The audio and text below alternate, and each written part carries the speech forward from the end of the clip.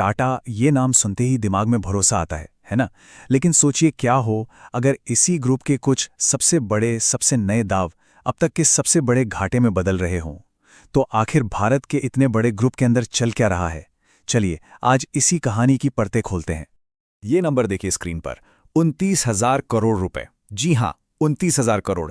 ये कोई मामूली रकम नहीं है। ये टाटा के जो नए वेंचर्स हैं ना, उनका सिर्फ एक साल FY26 के लिए अनुमानित घाटा है। ये छोटी मोटी दिक्कत नहीं है, ये एक बहुत बड़ा फाइनेंशियल स्टॉर्म है।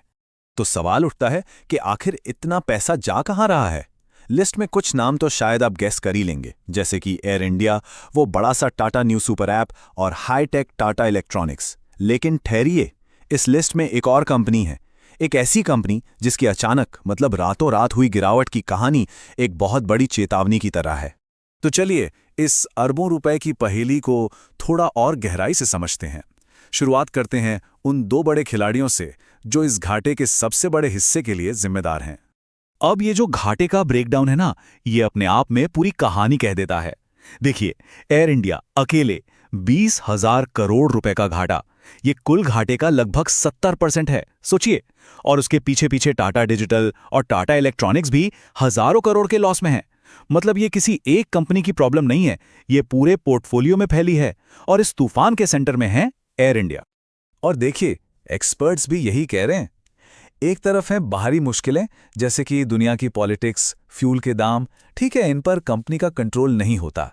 लेकिन दूसरी तरफ क्या है, पैसेंजर का एक्सपीरियंस, मतलब फ्लाइट के अंदर की सर्विस, साफ सफाई, टाइम पर उड़ना, ये तो 100% टाटा के हाथ में है कि नहीं। और सच तो ये है कि इसी मोर्चे पर एयरलाइन अभी भी जूझ रही है।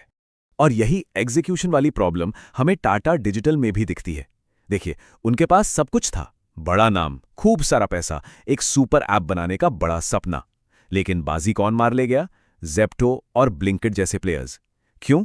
क्योंकि उन्होंने उस काम पर फोकस किया जो शायद ग्लैमरस नहीं है, थोड़ा बोरिंग है, लेकिन सबसे जरूरी है।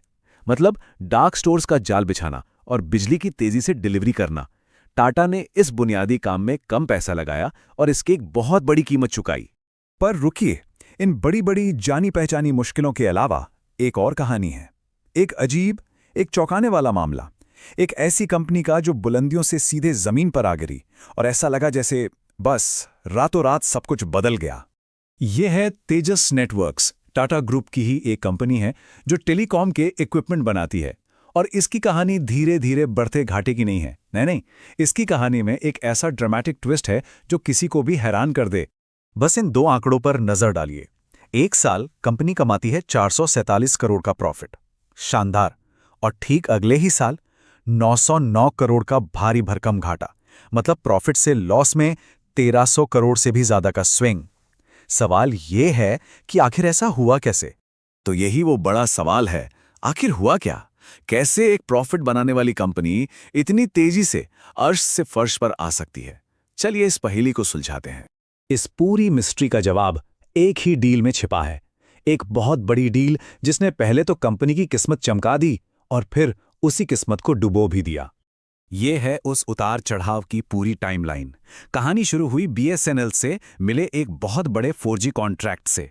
इस एक डील ने तेजस का रेवेन्यू आसमान पर पहुंचा दिया और उसी से वो रिकॉर्ड प्रॉफिट भी आया। लेकिन प्रॉब्लम क्या थी? ये एक वन टाइम प्रोजेक्ट था।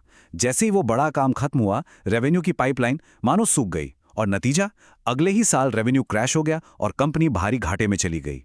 ये एक ही क्लाइंट पर जरूरत से ज्यादा निर्भर होने का क्लासिक केस है। और इस बूम वाली पार्टी का हैंगओवर बहुत तगड़ा था। BSNL प्रोजेक्ट खत्म होने के बाद तेजस के पास 2438 करोड़ रुपए का माल इन्वेंट्री में पड़ा रह गया, बिना बिका हुआ। सोचिए, इतनी बड़ी रकम ऐसे सामान में फंस गई जिसका कोई फौरी खरीदार ही नहीं था। कंपनी के CEO अर्नब रॉय ने खुद ये बात मानी। उन्होंने कहा कि BSNL प्रोजेक्ट के बाद का साल हमारे लिए ट्रांजिशन का साल था, मतलब एक दौर से दूसरे दौर में जाने का। और साथ में ये भी माना कि दूसरे बड़े प्रोजेक्ट्स में जो देरी हुई उसने मिलकर एक परफेक्ट स्टॉर्म जैसी सिचुएशन बना दी। तो इस भारी संकट के बीच तेजस ने वापसी के लिए क्या प्लान बनाया? क्या थी उनकी स्ट्रैटेजी? चलिए देखते हैं कि इस मुश्किल से निकलने के लिए कंपनी ने क्या बड़े और डिसाइसिव कदम उठाए। सबसे पहला और सबसे बड़ा कदम था टॉप लीडरशिप में कंप्लीट बदलाव। नए एमडी और सीईओ, नए सीओ और एक नए सीएफओ।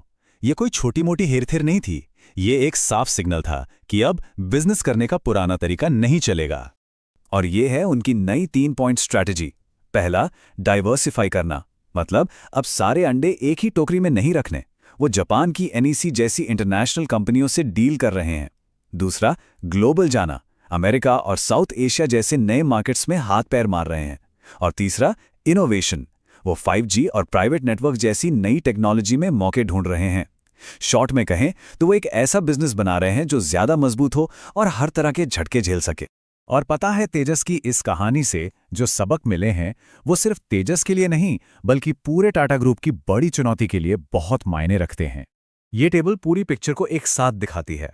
हर कंपनी की अपनी अलग प्रॉब्लम है, लेकिन सॉल्यूशन एक ही तरफ इशारा कर रहा है। एयर इंडिया को अपने बेसिक ऑपरेशंस ठीक करने होंगे, टाटा डिजिटल को उस उबाऊ लेकिन जरूरी इंफ्रास्ट्रक्चर में पैसा लगाना होगा, और तेजस को, जैसा हमने देखा, अपने क्लाइंट्स और मार्केट में डाइवर्सिटी लानी होगी। कॉमन थीम क्या है? एक ऐसा मजबूत टिकाऊ बिजनेस बनाना जो किसी भी झटके को सह सके। इसकी सख्त जरूरत है।